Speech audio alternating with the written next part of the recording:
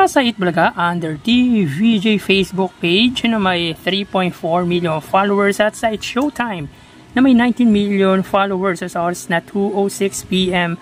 Ang It's Showtime po ay may kasalukuyang segment na tawag ng tanghalan. So hanapin po muna natin ang live ng It's Showtime. Samantalang ang Itbulaga naman po sila ay may kasalukuyang segment na Gimme 5. So dito ang It's Showtime mga kaparokya ay may 2,300 live viewers. Samantalang ang Itbulaga naman po mga kaparokya ay wait lang po muna natin.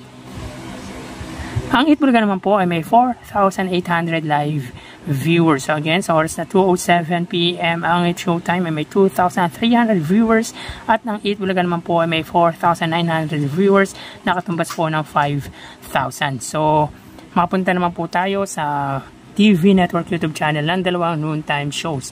So pagdating sa Facebook Live mga kaparokya ay wagi po doon ang Itbulaga.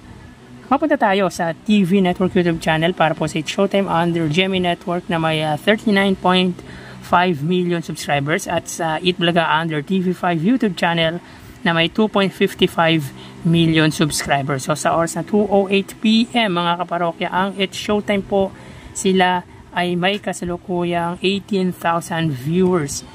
Ang Itbulaga naman po under TV5 sila po ay may 29,000 live viewers.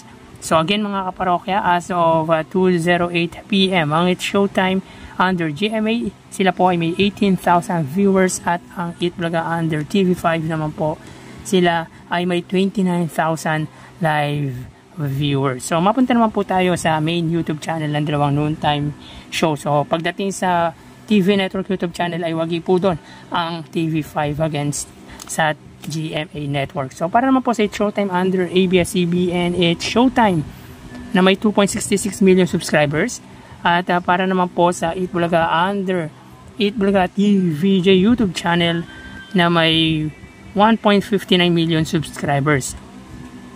So sa oras na 2:09 PM ang It's Showtime sila po ay may 60,000 viewers. Ang Itbulaga naman po sila ay may 161,000 live viewers. So again sa oras na 2:09 PM ang It's Showtime sila po ay may 60,000 live viewers at ang Itbulaga naman po ay 161,000 live viewers. So 101,000 views po ang inilamang ng main YouTube channel ng Itbulaga against sa It's Showtime. So bali ang total na nakuha ng dalawang noontime shows ay